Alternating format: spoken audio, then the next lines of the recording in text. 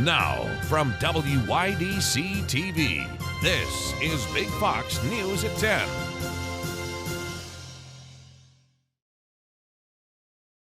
Good evening, I'm Anna Manuel. A former Tompkins County Sheriff's deputy facing felony charges related to alleged inappropriate sexual misconduct while he was on duty. Christopher O'Rourke was terminated by the Tompkins County Sheriff's Office on November 21st. The Sheriff's Office says he was terminated on the grounds of improper conduct in the form of sexual harassment while on duty. State police charged O'Rourke with criminal sex act in the third degree. That's a Class E felony. O'Rourke stands accused of allegedly sexually assaulting a young woman he had arrested while he was working as a Geneseo police officer. O'Rourke currently is behind bars at the Livingston County Jail. Steuben County has filled the seat of a previous legislator who passed away last month. Nicholas Pelham was appointed last night. He was nominated by Bath Republicans and the Steuben County Republican Committee. Pelham is a local businessman and the manager of the Steuben County Fair. He will represent the town of Bath until the next general election. What treasures do Southern Tier towns have to offer? Our Big Fox's Josh Feldberg was in Owego today, which was the site of a recently filmed episode of American Pickers. Owego, New York is becoming a hub for antique collectors and sellers in the Twin Tiers. Word of the treasures that can be found in the small town even reached the ears of the American Pickers. American Pickers is a show on the History Channel that sees its stars travel across the country finding antiques and artifacts. Jim Mead, the owner of the early Owego Antique Center, spent some time with the TV stars while they were in town. I happen to know John Soleil, Jersey John, for a number of years now. In fact, we got talking. We couldn't even remember how long we had known each other. And he called me that Sunday morning and said, we're right on Lake Street. We're right across the street from your store. After the television work was done for the day, Jim got to show the Pickers his passion and collection of antique automobiles and transportation memorabilia. Mike and John both being very personable, and of course we have similar interests, and so it was just really like guys getting together at the swap meet or whatever, trading stories and so forth. Lou Kaczynski, an employee of the early Owego Antique Center, has been an enthusiast of transportation history for most of his life and believes antiques tell our history. Small towns are vanishing all across the United States. You know, as the world gets more globalized and the pace of life really quickens, a lot of small towns are falling by the wayside. So it's really important for people to recognize the value in their local history, why it matters, preserve that, and share the story. And I'm just so grateful for the American Pickers for, promoting that. While the episode in Owego may not air for a few months, you can visit a number of local stores in Owego and across the Twin Tiers to discover some local history and artifacts. Josh Feldberg, Big Fox News, Owego. In the spirit of the holidays, the Palace Theater in Corning will host 2 screenings of holiday movies. The first is on December 6th at 7 p.m., screening Christmas with the Cranks and the animated Grinch movie. Price of admission is 4 canned goods for donation to local food pantries. The next will be the winter classics of White Christmas and It's a Wonderful Life on December 13th at 7. Tickets are $8 and all proceeds go to the Prostate Cancer Research Foundation. Corning has been awarded with a huge holiday honor from the Hallmark Channel. So this year, because we were voted one of the best downtowns during the holiday season, we actually have quite a surprise on the horizon. Hallmark Channel reached out to us to ask if we would be willing to have a live video feed of Centerway Square. The Hallmark Christmas Cam of Centerway Square will be live streaming from 10 a.m. to 10 p.m. You can find it at the Hallmark Channel's website. Just another day on the job for 4 Suffolk County police officers who all responded to a call about a woman giving birth. Now they have a small but very important connection to the family. Jody Goldberg has the story.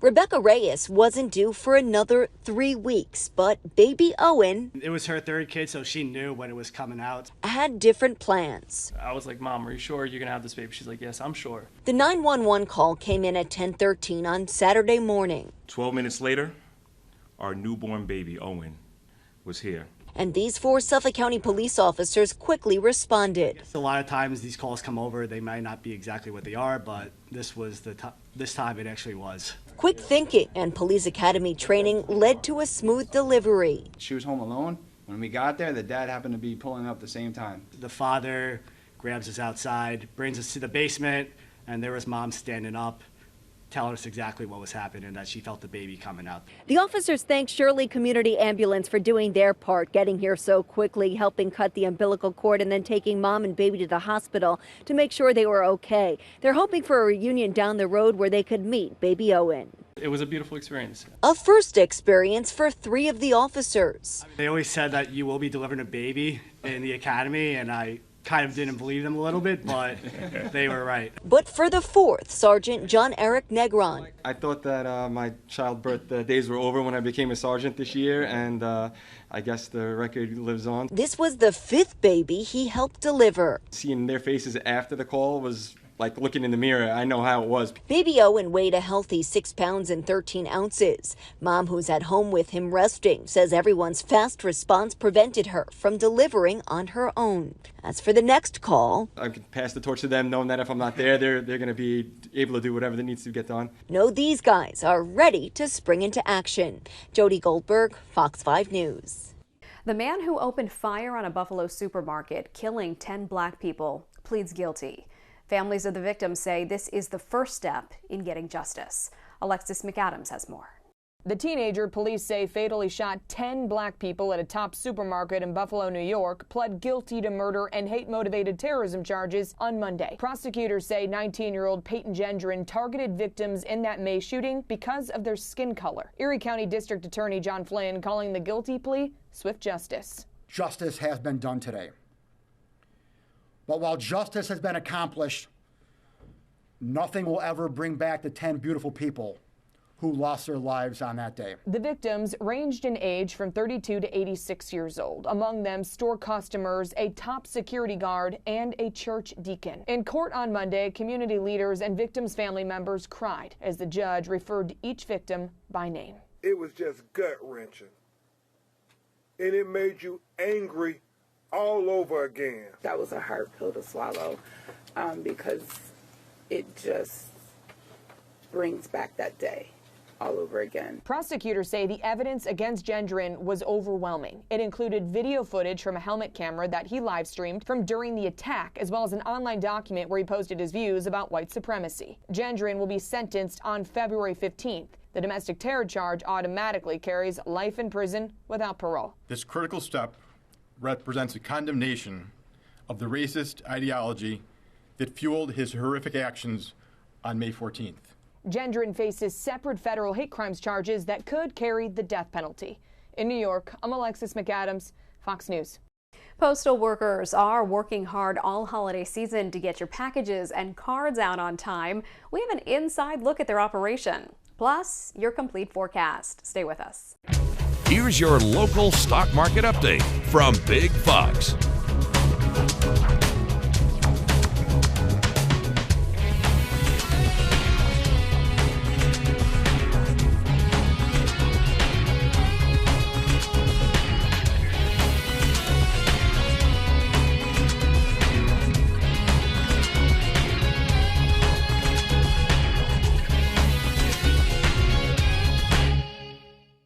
Now, your Twin Tiers forecast from Big Fox.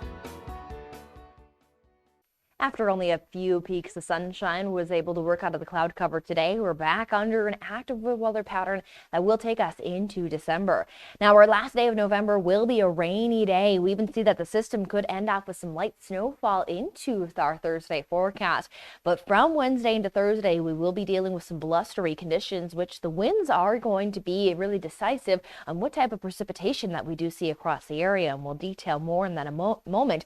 But note that we're going to stay pretty active back in into the weekend. We may have some drying on Friday, but we head into more wind and rain for our Saturday forecast. So rolling through the forecast, we'll note that into the overnight, those overcast skies are back in place and showers will greet that morning commute. We see that most of those showers move out as we step into the afternoon, but you can see the strong winds across Lake Erie send in some of those light snow showers through the Finger Lakes and could even allow for some slight snowfall accumulation there into Thursday morning to create some slick roadways for that Thursday morning commute. So we'll need to keep an eye on that potential for accumulation. As for rainfall accumulation, we'll see that morning rain does give us about anywhere from a half an inch, maybe some isolated locations getting up to 3/4 of an inch, some areas staying closer to 1/4 of an inch. So we're ranging there that 1/4 of an inch to 3/4 of an inch mainly for the area. Now note that we also again have that system ending with some light snow showers. With wet conditions already, much of it won't stick around, but a few tenths of an inch will be all that we expect. So some cold grassy spots may hang on to some of the snowfall, but most of it should melt on those roadways. But still note it can bring some slick conditions. Again, Thursday morning will be time frame to look for that. Now the winds, what's going to cause for that precipitation transition and allow for some of that lake effect snowfall to develop. So we have a wind advisory in place for our Wednesday, as that's where the strongest winds will exist, as we see the potential to get those wind gusts up to 40 miles per hour. Now that's within some of the heavy rain, as we are expecting that rainfall from the early morning hours into the early afternoon. So winds start to calm on the backside of that rain event, but you start to see that wind switch and that's what's going to start to bring in some of those cooler conditions. So a southerly wind gives us a chance for some 50s on board, bringing us 10 degrees above average and keeping our precipitation mainly rainfall through the daytime. But then as that cold air out of the west moves in, brings us that chance for some light snow showers, temperatures do a big flip from above average to below average, as we will hold within those 30s on Thursday. So starting off December, definitely feeling like December with some light snowfall and those cooler temperatures. It's still going to be a little breezy on Thursday with wind gusts up to about 25 miles per hour, but should be calming, as Thursday will be our break from this active weather pattern, even some seasonable temperatures. Now we see another round of some warming, gives us some scattered showers on Saturday and windy as well, but the roller coaster of temperatures there moves in as we do fall back towards average and still have a chance for some more active weather to take us into that first full week of December, as Monday and Tuesday have a chance of anywhere from wintry mix to some rainy weather. Online spending reached a record high on Cyber Monday. Disney's CEO throws cold water on rumors about a possible merger with Apple, and cruise lines look to fill up their empty cabins. CJ Papa has today's business briefs. Cyber Monday breaks a new record. The final tally showing consumers spent $11.3 billion online in a single day, making Cyber Monday the biggest online shopping day of the year and of all time. In the peak hour, 8 to 9 p.m. Pacific, consumers spent close to $13 million every minute. Adobe says big discounts gave shoppers welcome relief from high inflation. Disney CEO Bob Iger is shutting down rumors the company could merge with Apple. He also said the company has no immediate plans to make any large acquisitions. Instead, Disney will maintain its hiring freeze as it looks to cut costs and grow revenue. Disney stock has spiraled after suffering a $1.5 billion loss last quarter. And cruise lines usually launch sales in the new year, but the Wall Street Journal says those discounts have already been rolled out, launched on Black Friday or Cyber Monday. Cruise companies want to fill staterooms that were empty in the pandemic. There are discounts and kids sale-free promotions. Though even with the deals, cruises are likely to be more expensive next year. That's business. I'm CJ Papa. Violent protests in China are causing production shortages of the newest Apple iPhone ahead of the Christmas holiday. Experts say protests over low pay and COVID lockdown measures have led to the loss of nearly 6 million iPhones produced. A financial analyst says Foxconn, Apple's major production plant in China, could experience up to a 10% decrease in production by the end of the quarter. Through rain, snow, sleet, or hail, mail carriers will be working hard to get your holiday cards and packages to their destinations in time. Danny Maston has more on how these workers stay positive during the busy season. For 16 years, Demisha Moore has been delivering mail for the United States Postal Service. It's priceless. It makes you feel good. She says though Christmas is the busiest time of the year for her, it's still her favorite time to deliver mail. The feeling because the satisfaction that you get when you go to the door and deliver that package to that customer that they've been waiting for and to get it on time. Every year, Demisha gets to pick up Operation Santa letters and says doing this is most rewarding. I just love the joy that I get to see the kids bring me letters to get to Santa, because some kids are less fortunate. They're not able to get a lot of things. So that Dear Santa letter, the Operation Santa, it means the world to me and the kids. In 2020, during the pandemic, USPS reps tell me more and more people decided not to gather for the holidays. Because of this, there was an uptick in shipping gifts that still remains to this day. Demisha tells me she does her best to handle the demand. You just pace yourself and you just go with the flow, and eventually it becomes second nature. I've been doing this so long. Demisha says if you see a mail carrier out in your neighborhood this holiday season, just wave. We're doing the best we can. Be happy, be cheerful, and be safe. If you ship gifts at the last minute, like on December 23rd, Demisha, along with other carriers, will work hard to make sure it arrives by Christmas Day. I'm Danny Maston, Fox 5 News, Local, Las Vegas. Coming up, some tips to help you pick the perfect Christmas tree and a family reunion 5 decades in the making. Stay with us. It's time to start decking the halls again. Jordan Bowen has more from a Christmas tree farm owner in Florida with some tricks on keeping your tree looking perfect throughout the season. This weekend, saws have been running nonstop at Gallio Family Christmas Trees in South Tampa, where supply is in better shape than years past. Supply is good on everything from 5 to 6 to 8 to 9s. The bigger trees, supply is already gone. So bigger trees are done and finished for the year, but smaller trees were pretty good. Ed Gallio has been in business for nearly 30 years and says this year, less growers are cutting down trees 10 feet or higher. Inflation has made transportation and fuel costs much higher, so smaller trees are easier to work with. If you're still trying to decide whether to go artificial or real, while fake is less upkeep, Gallio says getting the real thing is all about the experience. I have kids that are coming that came with their parents who are bringing their kids now.